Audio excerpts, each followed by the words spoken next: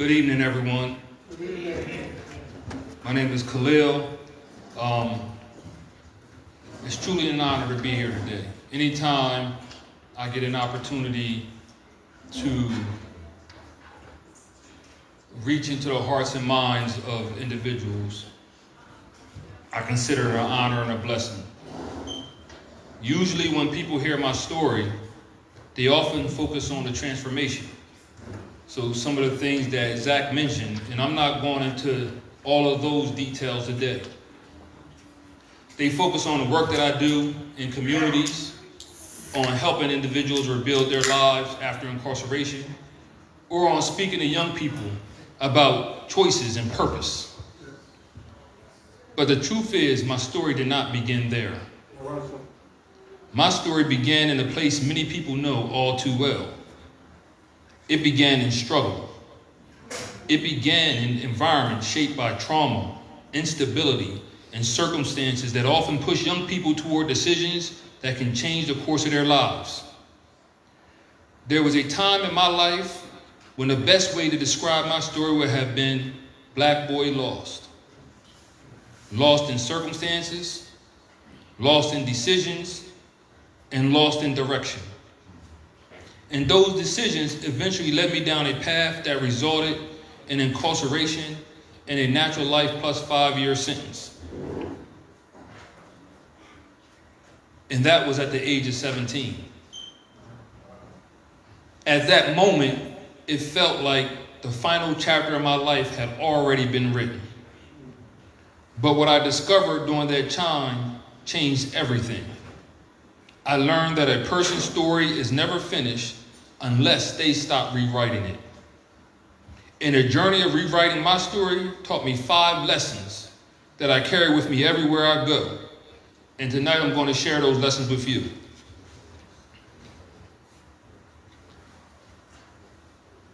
These lessons are about how we can turn pain into purpose and purpose into service. The first lesson: your environment may shape you, but it does not have to define you. And for me, this was a critical lesson to learn growing up in the streets of Wilmington and growing up in Delaware's prisons, that my environment may shape me, but it doesn't have to define me, and I will never allow it to define me. Because many of us, we grew up in environments we did not choose. Some of us grew up surrounded by opportunity, mentorship, and stability. Others grew up surrounded by trauma, violence, poverty, and instability.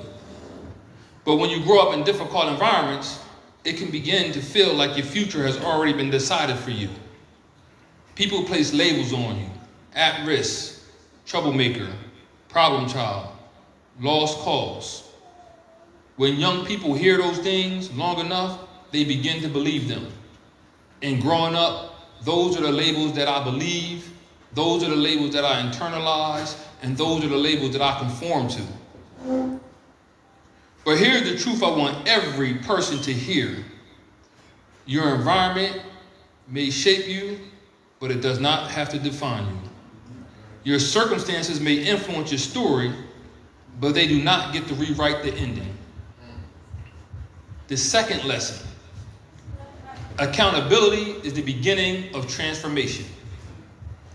There was a point in my life I had to confront a lot of difficult truths about myself, about my family, about the places I grew up with, and the choices that I made. One of those things that I had to learn was that the choices I made had consequences. Transformation did not begin when I blamed the system or when I blamed others. Transformation began when I accepted responsibility. Because I had to learn that accountability is not about shame. It's about ownership. I had to take ownership of my choices. Because by doing so, I took back the power to change my life. Because the same person who made the decision that led me down the wrong path was also the person to make the decision to walk in a different one. So that second lesson accountability is real transformation begins. And this third lesson, and Zach spoke about it a little bit, is that pain can become purpose. There is something powerful that happens when your life forces you to slow down and reflect. And growing up in prison, during those 25 years, it slowed my life down. It forced me to truly reflect on all the choices that I made, all the circumstances that led to that environment. I began to ask questions like, how did I get here? What could I have done differently? But eventually, those questions became deeper. And the most important question that I learned was, what can I do with what I have learned? I go inside of our prisons every week. And I always tell the men, nobody cares how much time you've been incarcerated. They don't care. The only thing people care about is what you do with that time. So for me, I had to learn, what did I learn from the time that I was spending? What could I do with all the things that I had learned while I was incarcerated? That is the moment when pain began to transform into purpose. Throughout history and throughout faith, we always see the same pattern. God often uses people with complicated stories. People who have struggled, people who have failed, people who have made mistakes. He does this because those stories carry power. Your story might be the exact thing someone else needs to hear to believe that their life can change.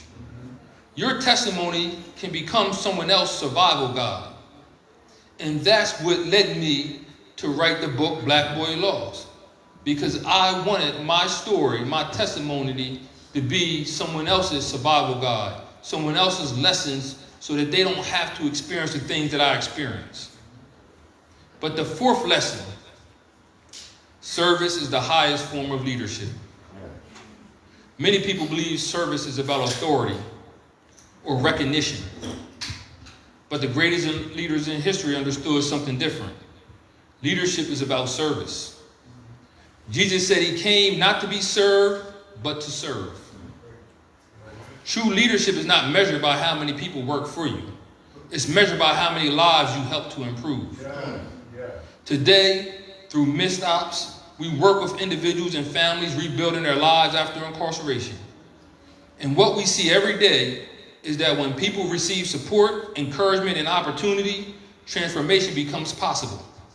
Lives stabilize, families heal, communities become stronger, because service does not just help individuals, it can change entire generations. And the fifth lesson is you can rewrite your story. One of the most powerful realizations in my life was understanding that my story wasn't finished. I could have easily just sat in that prison, not knowing if I ever was going to walk out of there, and just gave up. I could have easily just crawled into a hole. It's interesting that I'm standing here today and Joe is in the audience, because Joe was my cellie when I was 18 years old. And, you know, just looking back then and now, 31, 32 years later, to be in this same place, it's a place that we probably never imagined was going to be possible.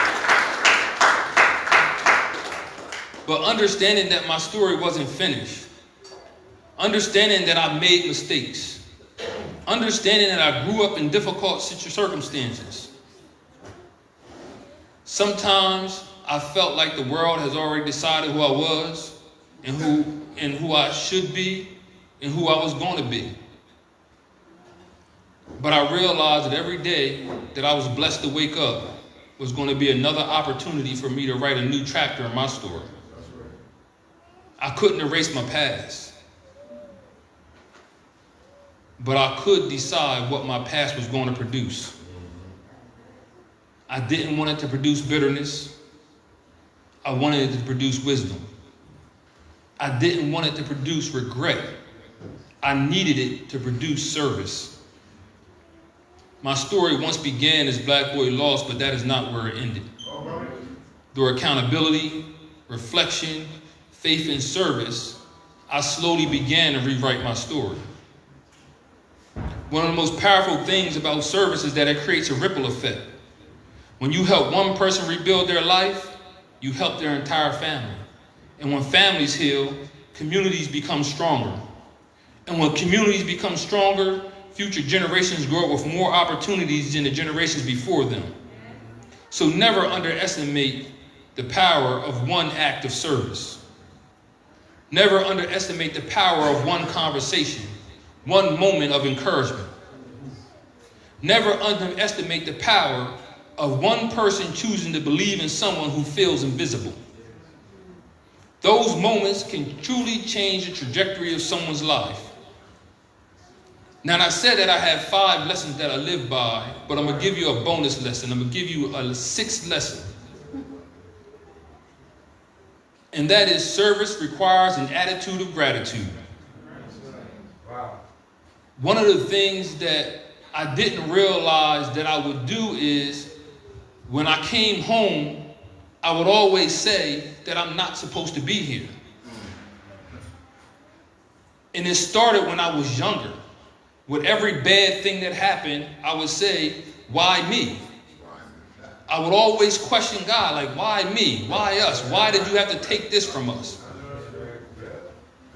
I didn't understand how self-defeating that mindset was. The why me? And I sat in the room one time and somebody said, well, who else did you want it to be? And I never thought about that before. I just knew I didn't want it to be me. So when I came home, even when I experienced good things, there was this underlying sentiment of a lack of worthiness. And that's where that comes from. When I say that I am not supposed to be here. But my faith tells me I'm right where God places me. That's right. The things that I have in my life are the things that God has placed in my life. Right. And the things that he removed are those things that I do not need. All right. And I had to truly understand and embrace that because it was something that I struggled with for a long time. And when I understood that and I embraced it, I began to have an attitude of gratitude in the course of my service. So I'm able to give more and connect more and do more for people and provide people with hope and inspiration that they may never had before. Because I stopped saying, why me? I didn't understand that with every time I said that or every time I thought about it, it was expressing a lack of gratitude with the blessings that God gave me. There was a connection. So when I say service requires an attitude of gratitude, that is truly what it means. In the Quran, Allah says, if you are grateful for the blessings, I will surely increase you in your blessings. And my story today represents an increase in abundance in those blessings the minute I stop saying, why me? The minute I stop saying, I'm not supposed to be here. Zach mentioned that when I went up for the pardon board, in the course of the time that I was going before the pardon board, initially, I had no belief or no hopes that it was ever going to happen because I still operated from that place of a lack of worthiness. I still operated from a place where I believed that I was not supposed to be here, that I was supposed to be rotting in the cell, that I was supposed to die in prison. That's what I truly believed. So everything I did, that's the space that I came from. And there was a moment when we was in the pardon board hearing where my attorney asked everybody that was there to support me to stand up. And when they stood up and I looked over and I realized truly how serious the moment was.